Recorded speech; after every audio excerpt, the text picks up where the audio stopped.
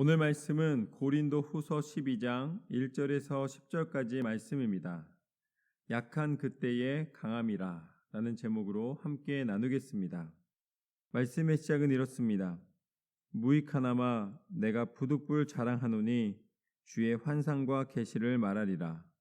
내가 그리스도 안에 있는 한 사람을 아노니 그는 14년 전에 셋째 하늘에 이끌려 간 자라.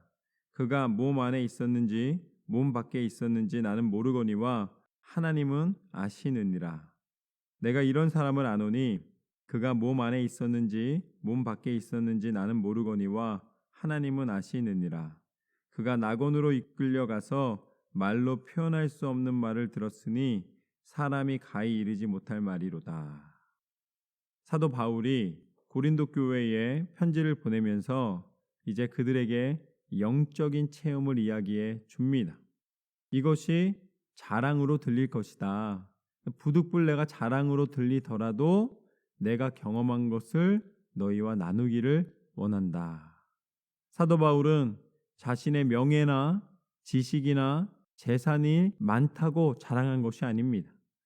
사도 바울이 자랑할 것이 있다면 그 자랑은 무엇이었냐면 바로 그에게 하나님이 허락하여 주신 영적인 체험이었고 은혜였습니다. 사도 바울은 자신의 영이 몸 안에 있었는지 몸 밖에 있었는지를 구별하지 못할 정도의 그런 환상 가운데 하나님께서 보여주신 것이 있습니다. 14년 전이라고 분명히 이야기를 하시는데 셋째 하늘에 가서 보았다라는 거예요. 그러니까 우리는 이것을 천국으로 예상하는 것이죠. 천국이다라고 이야기하지 않았기 때문에 그렇게 말하지 못하지만 분명히 하나님의 구별된 하늘, 첫 번째 하늘은 아마 눈에 보이는 하늘을 말하는 것 같아요. 그런데 그것을 넘어서는 하나님이 예비하신 그 장소를 보게 된 것입니다. 그렇기 때문에 사도 바울은 더 큰 믿음의 확신을 가질 수가 있게 되었습니다.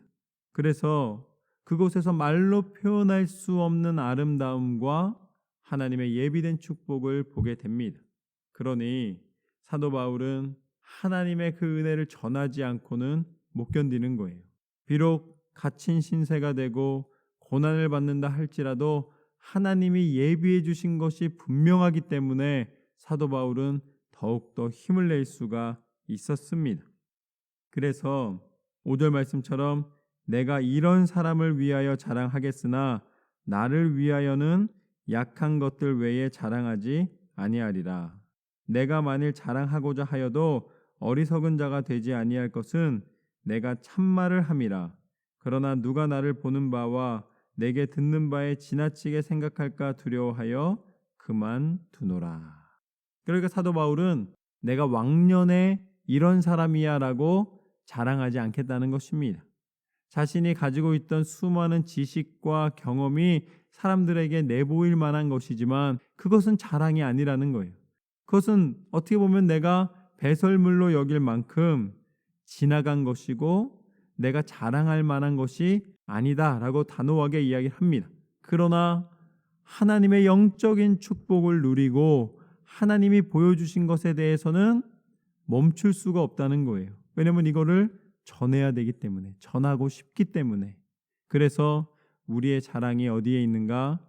영적인 축복에 있는 것입니다. 차원이 다른 거예요. 육체에 속한 자랑이 아니라 영에 속한 자랑은 그냥 자랑이 아니라 증거입니다.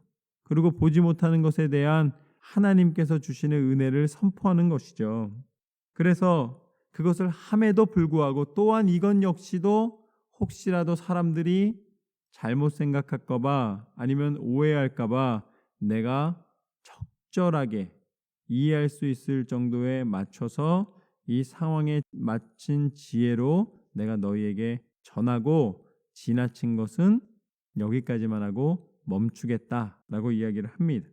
그러면서 7절 말씀부터 보면 이렇게 나와 있습니다. 여러 계시를 받은 것이 지극히 크므로 너무 자만하지 않게 하시려고 내 육체의 가시 곧 사단의 사자를 주셨으니 이는 나를 쳐서 너무 자만하지 않게 하려 하심이라. 이것이 내게서 떠나가게 하기 위하여 내가 3번 주께 간구하였더니 나에게 이르시기를 내 은혜가 내게 족하도다. 이는 내 능력이 약한 데서 온전하여 짐이라 하신지라. 그러므로 도리어 크게 기뻐함으로 나의 여러 약한 것들에 대하여 자랑하리니 이는 그리스도의 능력이 내게 머물게 하려 함이라. 사람은 자신이 강하다 생각하면 교만해지게 됩니다. 그 교만이 내가 하기 싫다고 해서, 내가 교만하지 않겠다고 결심한다고 해서 되는 게 아니에요. 굉장히 힘든 일입니다. 그런데 오히려 사도 바울이 감사하고 있는 것은 내 육신의 연약한 부분이 있어서 그것으로 말미암아 지나치게 살아가지 않게 되는, 말하자면 자신의 욕심이나 자랑을 드러내지 아니하고 끝까지 하나님 앞에 매달릴 수밖에 없는 그런 상태가 비참한 상태가 아니라 오히려 내게는 축복이다 라고 이야기하고 있습니다. 3번이나 이것이 떠나가기를 구하였지만 하나님이 뭐라고 말씀하셨는가? 내 은혜가 내게 족하다. 그게 하나님이 심술 부리셔가지고 너 그 약한 것 좀 괴로워 봐라, 이게 아니에요. 우리가 교만하여지지 않고 내가 그 연약함이 있음으로 인하여 더 기도하게 되고 믿음에서 떠나지 않게 된다면 오히려 그것이 너에게는 영적으로 유익이라는 말씀입니다. 주변에 보면 성실한 사람이 돈을 벌게 돼서 갑자기 변하는 경우가 많이 있어요. 그리고 가난했던 사람이 어떤 성공을 맛보게 돼서 부자가 된 다음에 가정이 깨지는 것을 많이 보게 되는 것이죠. 그러니까 세상이 말하는 성공이나 자랑이 인생의 축복이 아닌 경우가 너무나 많이 있습니다. 그것은 이 땅의 것이에요. 그래서 이 땅의 원리 안에서 살아가게 되는 것이고, 이 땅의 성공의 원리는 사단의 유혹 속에서 채움으로 이루어지는 것처럼 보여줍니다. 그러나 영적인 원리로 보면 축복의 원리는 나눔이에요. 그리고 비움입니다. 그리고 영적인 것을 채움으로 하나님의 뜻을 보는 것입니다. 그것이 오늘 사도 바울의 고백과 같이 약한 데서 강하여 짐이라. 하나님은 약한 것을 들어 강하게 하십니다. 그것의 증거가 무엇인가? 오늘 사도 바울이 그렇게 내 약함을 자랑하고 내 약함을 통하여 하나님의 은혜를 다시 한번 깊이 감사로 고백할 수 있다는 그 고백의 근원이 바로 예수님이십니다. 예수님은 약한 분이 아니세요. 하나님이십니다. 그렇기 때문에 약한 분도 아니시고 약한 육체에 들어오실 수도 없는 분이셨습니다. 완전한 분이시기 때문에 불완전한, 어떻게 보면 연약한 우리 가운데, 죄로 물들어 있는 우리 가운데 들어오실 수 없는 분이에요.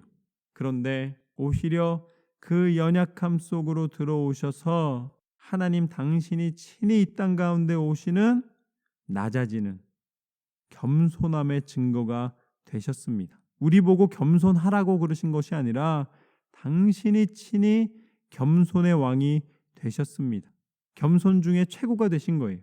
그래서 연약한 이들을 돌보시고 하늘의 비밀을 알리시며 마지막 순간까지 순종의 모습으로, 하나님이 말씀하신 순종은 무엇인가? 하나님의 약속을 지키신 거예요.